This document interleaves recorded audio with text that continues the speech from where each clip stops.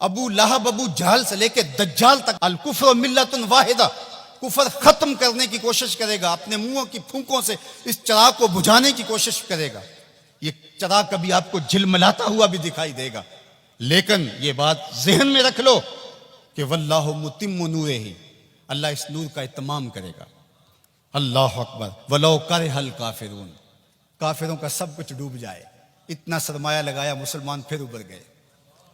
منگولوں نے کیا کچھ نہیں کیا تھا، بغداد کو اجاڑ کے رکھ دیا، دریائے دجلہ کا بند توڑ دیا، انسانی کھوپڑیوں کے مینار تعمیر کیے گئے، 1.25 لاکھ لاشیں تہ خانوں سے ہم نے نکالی، اور کوئی نہیں کہتا تھا کہ مسلمان اب دوبارہ اٹھ پائیں گے، لیکن ہے یا یورش تاتار کے افسانے سے پاسباں کعبے کو مل گئے صنم خانے سے۔ ان اللہ یؤید ھذا الدین بید الرجل الفاجر، اللہ برے لوگوں سے بھی اس دین کا کام لے لیتا ہے۔ واللہ متم نورہ، وہ اس نور کو ہر صورت میں پورا کر کے دکھائے گا۔ یقین کا چراغ ہمارے ہاتھ میں تھما دیا، یہ چراغ کبھی بھی آپ کے ہاتھ سے نہیں چھوٹنا چاہیے کہ دین غالب ہوگا۔ هو الذی ارسل رسولہ بالہدی ودین الحق لیظہرہ علی الدین کلہ، اللہ تعالیٰ نے رسول کو حق اور ہدایت کے ساتھ مبعوث اس لیے کیا ہے کہ تمام ادیان پر دین اسلام کو غالب کرے گا۔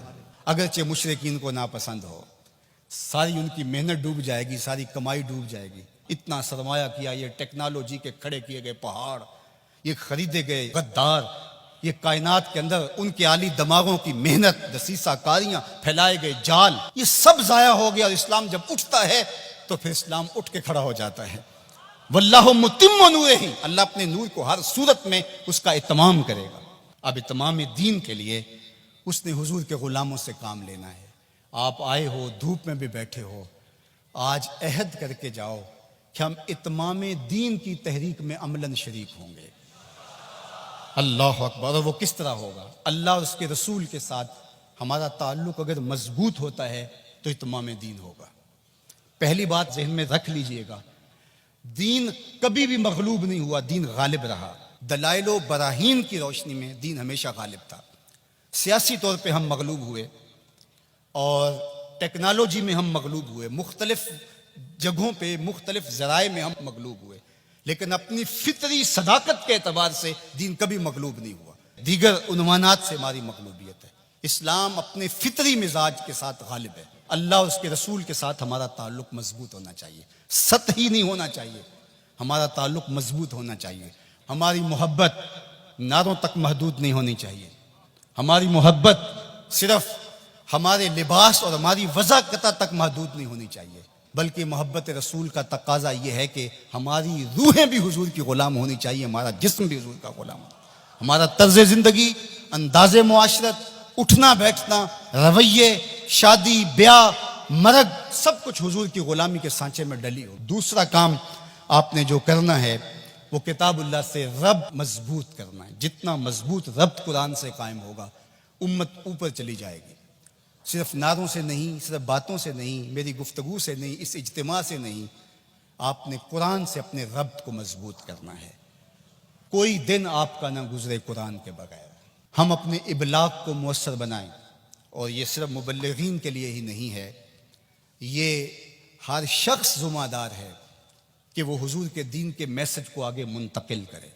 مؤثر تبلیغ کا انداز ہوگا تو اثر انداز ہوگا، اگر تبلیغ کا انداز مؤثر نہیں ہے تو وہ الٹا نقصان کا سبب ہوگا۔ اخلاق و کردار کی خوبصورتی ہر صورت کے اندر اس امت کو حاصل کرنی ہوگی۔ امت گر جائے، امت عروج پہ ہو، جس صورت کے اندر بھی ہیں، اپنی گفتگو کو، اپنے طرز زندگی کو، اپنے انداز معاشرت کو خوبصورت رکھیں گے، اور ہمارا کردار بتائے گا کہ ہم حضور کے غلام ہیں، تو ہم چاہے ایک ہی فرد ہوں گے تو اس پیغام کو لے کر آگے بڑھ جائیں گے، لیکن لاکھوں بھی ہوں گے لیکن بدتمیز ہوں گے کردار کے اعتبار سے، رویوں کے اعتبار سے، اخلاقیات کے اعتبار سے، تو پھر کچھ بھی نہیں ہوگا، ہم ایک جھاگ کی طرح ہوں گے۔ تعلیم کا نظم امتوں کو کھڑا کرتا ہے، اور تعلیم کے ذریعے سے قومیں آگے بڑھتی ہیں، اور جہالت ہی قوموں کی بربادی کا سبب اور ذریعہ ہوتا ہے۔ اسی لیے ادارۃ المصطفیٰ نے اس سیکٹر کے اندر خاص طور پہ اپنے کام کو آگے بڑھانے کا آغاز کیا ہے، اس لیے کہ منبر و محراب کو اگر صالح افراد نصیب ہو جائیں جو دین کی روح کے مطابق ان تک پیغام پہنچا سکے تو یہ امت کھڑا ہوتے ہوئے دیر نہیں لگے گی۔ اسی طرح دوسرا کردار والدین کا ہے، تیسرا کردار معلمین کا ہے۔ امت سازی کے عمل میں یہ تین کردار انتہائی اہم ہیں، اور چوتھا کردار دور موجود کے اندر میڈیا کا ہے، جس سے ہم سر دست کوئی توقع نہیں رکھ سکتے، لیکن یہ تین کردار جو ہیں یہ انتہائی اہم ہیں، ان کرداروں کو ہمیں سنبھالنا پڑے گا۔ غلبہ دین کا شوق جنون کی حد تک ہمارے سینے میں موجود ہونا چاہیے، لیکن یہ بات ذہن میں رکھے کہ اگر ہم یہ نہیں کر پاتے تو ہمارے ذمے نہیں ہے، ہمارے ذمے جو ہے وہ کوشش اور محنت کرنا ہے۔ جب انسان یہ طے کر لیتا ہے کہ یہ میں نے کرنا ہی کرنا ہے اور وہ نہیں ہو پاتا تو وہ مایوس ہو جاتا ہے۔ اس لیے غلبہ اگر ہو جاتا ہے تو یہ بہت اچھی بات ہے، بلکہ میں نے یہ بات کئی دفعہ کہی ہے کہ ہمارا کام صفیں سیدھی کرنا ہے، اللہ امام کو بھیج دے گا۔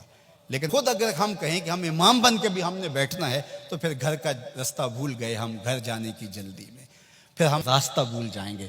ادارۃ المصطفیٰ ایک مربوط فکر کا نام ہے، اس کے طے شدہ اہداف ہیں، لیکن یہ بات ذہن میں رکھیے گا کہ ہم ایک طوفان سینے میں رکھنے کے باوجود ایسی جلد بازی کبھی نہیں کریں گے جس سے ہمارا راستہ کھوٹا ہو جائے۔ ہم سمجھتے ہیں، اور اس وقت جو دکھ پھیلے ہوئے ہیں، امت جس درد میں مبتلا ہے، ایک وقت تھا اس زمانے میں ہم بھی کہتے تھے کوئی شہر دے لوگ بھی ظالم نے، کوئی سانو مرن دا شوق بھی ہے، وہ شوق فراواں مرنے کا سینے میں موجود ہے۔ لیکن آج میں یہ بھی کہنا چاہوں گا کہ اے اشک آہستہ بریز کہ غم زیادہ است، اے آنسو ہولے ہولے برسو غم زیادہ ہیں، اے شمع آہستہ بسوز کہ شب دراز است۔ رات بہت لمبی ہے، رات بہت تاریک ہے، اس شمع کو بچا بچا کے جلانا ہے، کہیں بجھ نہ جائے یہ چراغ اور باقی آدھی رات اندھیرے میں ڈوب جائے۔ اگر تم چراغ ہدایت ہو، اگر تمہارے دم سے اجالے ہیں، اگر تمہاری وجہ سے اللہ کی مخلوق خیر کی راہوں کو اختیار کر رہی ہے، اگر تم امت کی ضروریات کو سمجھنے کی صلاحیت رکھتے ہو تو پھر ہولی ہولی جلو، اس لیے کہ شب دراز است، رات بہت لمبی ہے، اس لیے ہولے ہولے آہستہ آہستہ منزل کی طرف بڑھتے جاؤ۔ ہاں، اٹھنے والا قدم رہے منزل کی طرف، چونٹی کی چال پہ بھی چلو گے تو منزل پہ پہنچ جاؤ گے۔ امت کے تصور کو ہمیشہ اجاگر رکھنا، حضور کی امت بن کے رہنا۔ آپ اپنی شناخت کو، آپ کی علاقائی شناخت ہے، آپ کی مسلکی شناخت ہے، آپ کی خاندانی شناخت ہے، آپ کی جو بھی شناختیں ہیں، ان شناختوں کو باقی رکھو۔ میں ان شناختوں کا انکار نہیں کرتا، لیکن آپ کا تعارف امت کے حوالے سے آگے بڑھنا چاہیے، اور امت یہ ایک آفاقی تصور ہے کہ جو آپ کو کھڑا کر دے گا اور آقا کریم علیہ السلام کی تسکین قلب کا سبب اور ذریعہ بنے گا۔ جب علماء مشائخ ایک دوسرے کے جبے ادھیڑ رہے ہوتے ہیں، منبر رسول جو حضور کا دیا ہوا ہوتا ہے اس پہ ایک دوسرے کو کافر کہہ رہے ہوتے ہیں، اور کسی کو کافر کہنے پہ جشن منا رہے ہوتے ہیں، اور ان کی پگڑیاں ادھیڑ کے اس کی دھجیاں بکھیر رہے ہوتے ہیں اور اس پہ رقص کر رہے ہوتے ہیں، گنبد خضرا میں رسول اللہ کو کتنی تکلیف ہوتی ہوگی۔ تو اس لیے امت بن کے رہو، بکھر کے نہ رہنا۔ سیاسی شعور اچھی طرح سے آپ پہ اندر ہونا چاہیے۔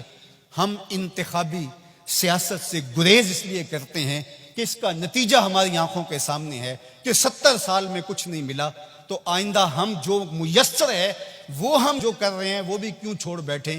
اس لیے کہ جو میں کر رہا ہوں اس سے حقیقی سیاسی شعور پیدا ہوگا، رجال کار پیدا ہوں گے، افراد سازی کے عمل سے ہم گزر رہے ہیں۔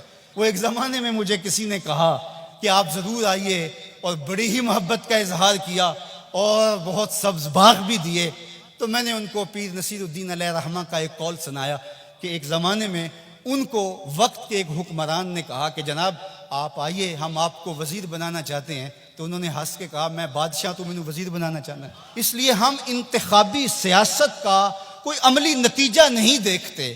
اور اگر آپ سوشل میڈیا اور الیکٹرانک میڈیا دیکھتے ہیں تو آج کل جو ہاہاکار مچی ہے، جو اندھیر نگری ہے، جو لہجوں کی عجیب بدبو پھیلی ہوئی ہے، تو کیا کوئی یہ پسند کرتا ہے کہ میں بھی جا کے اس ماحول میں کھڑا ہو جاؤں؟ اور اگر کوئی کہتا ہے نہیں جناب آپ صاف سیاست کیجئے، تو میاں یہ صاف سیاست کا تو ماحول پیدا کر رہے ہیں، یہ رجال کار ہی تو پیدا کر رہے ہیں۔ باقی یہ آرزو کہ آپ آئیں، میاں میری یہ آرزو نہیں ہے کہ میں آؤں، وہ ماحول پیدا کرنا چاہتا ہوں کہ کوئی آئے، اس کے لیے کوئی بنیادیں تو کھود جائے، کوئی راستے کے اندر سے پتھر تو ہٹا دے۔ سب نے یہ کہا کہ میں آؤں گا، لیکن راستے کے اندر پتھر پڑے تھے۔ ہمارا مشن ان پتھروں کو ہٹانا ہے، راستے ہموار کرنا ہے، اور ہم نے دیر تک اس کام کی طرف جانا ہے۔ اے شمع آہستہ بسوز کہ شب دراز است، اے اشک آہستہ بریز کہ غم زیاد است، سینوں میں طوفان ہے کل بھی کل مرجل، میرا سینہ جل رہا ہے ہنڈیوں کی طرح، میرا بھی جی چاہتا کسی دیوار سے ٹکرا جاؤں۔ ان حالات میں کیا کوئی دیکھ سکتا ہے کہ رسول اللہ کی امت کاٹی جا رہی ہو، بچے ذبح کیے جا رہے ہو فلسطین میں، کشمیر میں، لیکن کیا اس کا علاج میرے پاس سیاست کے میدان میں چھلانگ لگا دینی ہے، جہاں ٹانگیں تڑوا بیٹھوں اور جو میسر ہے وہ بھی نہ کر سکوں؟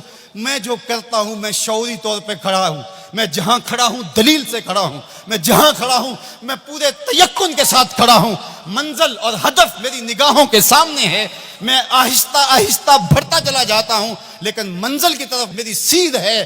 ہمارا نرم رو قاصد پیام زندگی لایا، ہمارا نرم رو قاصد پیام زندگی لایا، خبر دیتی تھی جن کو بجلیاں وہ بے خبر نکلے۔ تو ہم بجلی کی طرح کوند کر کے ہم شعلہ نہیں بنیں گے، ہم شمع بنیں گے۔ لوگ کہتے ہیں شعلہ بن جاؤ، شعلہ بننا بھی یہ آگ کا مزاج ہے، اور شمع بننا بھی آگ کا مزاج ہے، لیکن ہم شعلہ بننے کا مزاج نہیں رکھتے، ہم شمع بننے کا مزاج رکھتے ہیں۔ اے شمع آہستہ بسوز کہ شب دراز است، اے اشک آہستہ بریز کہ غم زیاد است۔